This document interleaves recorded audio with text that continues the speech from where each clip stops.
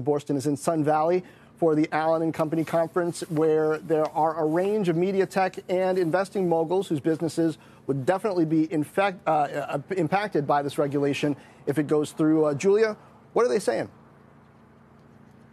Well, John, the giants that are facing antitrust scrutiny are indeed here in Sun Valley. We saw Apple's Tim Cook and Eddie Q, along with Microsoft's Satya Nadella, arrive last night. We have not been able to catch Dave Bezos and Andy Jassy or Mark Zuckerberg or Sundar Pichai, though we do hear that they are here in Sun Valley at the Allen & Go conference. Now, it's not just the giants who are impacted by antitrust regulation.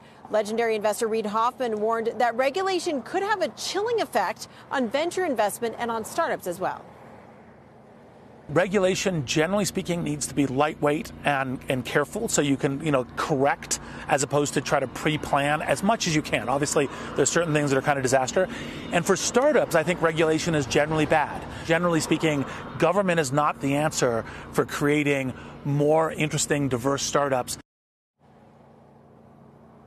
I also spoke to Tim Armstrong. His company, FLOWCODE, has benefited from Apple's new privacy restrictions that have limited Facebook's ability to target ads. Armstrong telling me that if Apple or Google are regulated too harshly, that could have a negative impact on his business, which relies on people using cameras on Apple and Google devices to scan codes to directly then open websites.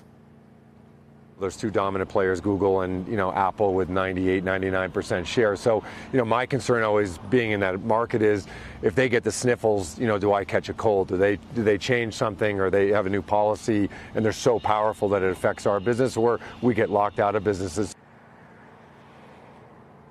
That said, Armstrong noted that if the reach of the tech giants is limited, that could open up opportunity for smaller players. We've got a great lineup the rest of the day here in Sun Valley with live interviews with Live Nation CEO Michael Rapino, then Activision Blizzard CEO Bobby Kotick, and Twitter CFO Ned Siegel. Guys, back over to you. We can't wait to see it. Your coverage has been great so far, Julia. We're looking forward to it, and lots of different perspectives on antitrust regulation.